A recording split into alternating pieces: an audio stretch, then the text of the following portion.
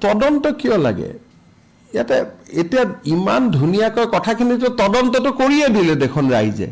তেওঁ তদন্ত মানে কি বিচাৰিছে তেওঁক এতিয়া মই মাতি আনি পুলিচ থানাত ভৰাও কি তদন্ত বিচাৰি আছে তদন্তটো হৈয়ে গ'ল ৰাইজে কৈছে যে তেখেতে সেকেন্ড ডিভিজন পাইছিল এতিয়া এটা তদন্ত কেতিয়া হ'ব যেতিয়া কোনোবাই ক'ব সেকেন্ড ডিভিজন মই পোৱা নাই চৰকাৰে ভুলকৈ কৈছে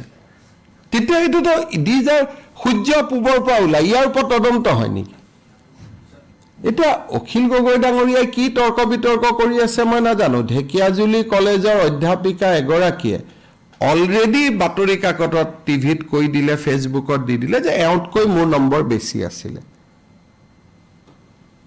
তাৰ পিছত তেওঁ ক'লে মোৰ পত্নী ৰিচাৰ্চ কি পিএইচডি ডিব্ৰুগড় ইউনিভাৰ্চিটি কলেজত এতিয়া আমাৰ কোনো পিএইচডিৰ ব্যৱস্থাই নাছিল গ'ল এটা ইয়াৰ ওপৰত কি ইনকুৱাৰী লাগে মই বুজি পোৱা নাই চাকৰিটো ল'লে এটা ইনকুৱাৰী কি কৰিম ইনকুৱাৰী তাবুৰাম তাইত ডাঙৰীয়া আছিল সেই সময়ত এটা মই মৃত মানুহজনক লৈ এটা কি ইনকুৱাৰী কৰিম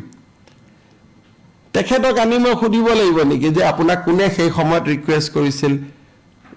গতিকে ইয়াত ইনকুৱাৰী কি লা পলাবটো মই ভাবো যে পলুৱাৰ প্ৰশ্নটো ক'ত যদি কথা হ'লহেঁতেন যে নহয় মুখ্যমন্ত্ৰীয়ে ভুলকৈ কৈছে সেই সময়ত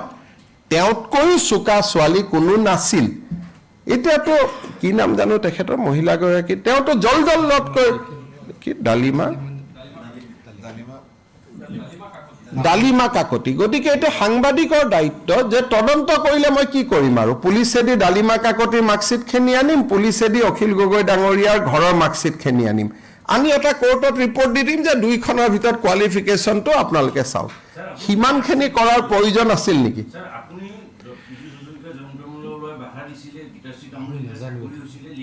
নাই তেওঁলোকে নাজানে সেইটো সময়ত চাকৰি পোৱাৰ পিছত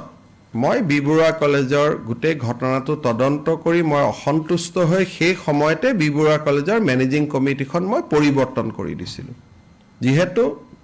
মোৰ ওপৰত কমপ্লেইন আহিছিল যে চোকা ছোৱালী এজনী থাকোঁতে এখেতে চাকৰিটো কিয় পালে এটা কি ইনকুৱাৰী লাগে মই বুজি পোৱা নাই এইটোতো ইনকুৱাৰী গভৰ্ণমেণ্ট অফিচে টকা খালে ইনকুৱাৰী হয় এইটোতো ভাই এটা নৈতিকতাৰ প্ৰশ্ন মইতো অনুৰোধ কৰিম যে অখিল গগৈ ডাঙৰীয়াই ডালিমা কাকতিৰ ঘৰত গৈ তেওঁৰ মাৰ্কশ্বিটখন চাই ল'ব লাগে ইমানেই কথা তদন্ত কিয় লাগে ইয়াতে এতিয়া ইমান ধুনীয়াকৈ কথাখিনিতো তদন্তটো কৰিয়ে দিলে দেখোন ৰাইজে তেওঁ তদন্ত মানে কি বিচাৰিছে তেওঁক এতিয়া মই মাতি আনি পুলিচ থানাত ভৰাও কি তদন্ত বিচাৰি আছে তদন্তটো হৈয়ে গ'ল ৰাইজে কৈছে যে তেখেতে সেকেন্ড ডিভিজন পাইছিল এতিয়া এটা তদন্ত কেতিয়া হ'ব যেতিয়া কোনোবাই ক'ব সেকেন্ড ডিভিজন মই পোৱা নাই চৰকাৰে ভুলকৈ কৈছে তেতিয়া এইটোতো দিজাৰ সূৰ্য পূবৰ পৰা ওলাই ইয়াৰ ওপৰত তদন্ত হয় নেকি এটা অখিল গগৈ ডাঙৰীয়াই কি তৰ্ক বিতৰ্ক কৰি আছে মই নাজানো ঢেকিয়াজুলি কলেজৰ অধ্যাপিকা এগৰাকীয়ে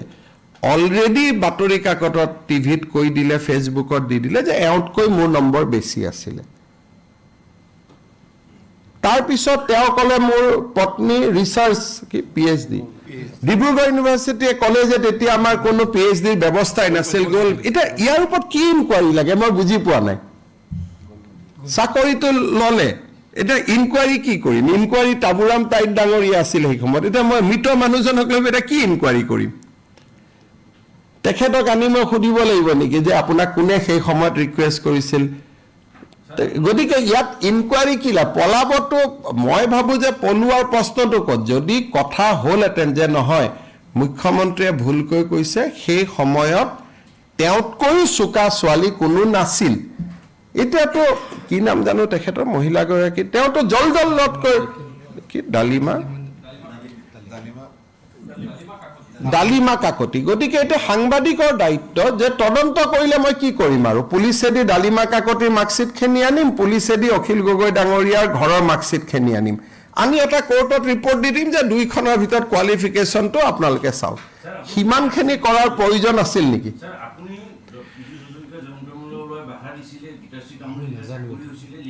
নাই তেওঁলোকে নাজানে সেইটো সময়ত চাকৰি পোৱাৰ পিছত মই বিবৰুৱা কলেজৰ গোটেই ঘটনাটো তদন্ত কৰি মই অসন্তুষ্ট হৈ সেই সময়তে বিবৰুৱা কলেজৰ মেনেজিং কমিটিখন মই পৰিৱৰ্তন কৰি দিছিলোঁ যিহেতু মোৰ ওপৰত কমপ্লেইন আহিছিল যে চোকা ছোৱালী এজনী থাকোঁতে এখেতে চাকৰিটো কিয় পালে